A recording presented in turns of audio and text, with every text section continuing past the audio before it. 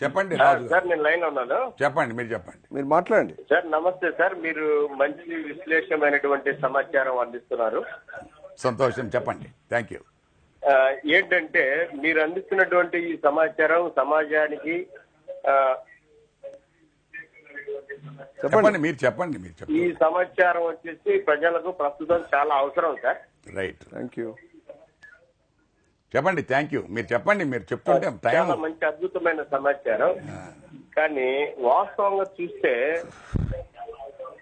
అంబేద్కర్ గారు మాదిగ కులం అని మాల కులం అని చెప్పేసి 2 వర్గాలుగా విభజించుకొని ఎవరంతా వాళ్ళు చేసుకోవడం అనేటువంటిది కాదు అనేటువంటి విషయాన్ని మీరు బహిర్గతం చేశారు. చాలా మంచి విషయాన్ని మీరు వెలుగులోకి తెచ్చారు. ఓకే. కానీ ఒక జాతీయ నాయకుడికి కులం పులిమి దాని ప్రకారంగా వీళ్ళు విభజించుకొని చేస్తున్నటువంటి విధానం మంచిది కాదు అనేటువంటి విధానాన్ని మీరు చెప్పడము చాలా గర్వించదగ్గ విషయం.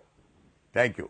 ఏంటంటే ప్రస్తుతం ఉన్నటువంటి సమాజంలో అణగారిన జాతుల వారికి మీరు చెప్తున్నటువంటి విషయస్ ఒక ఆయుర్వేదం లాంటిది.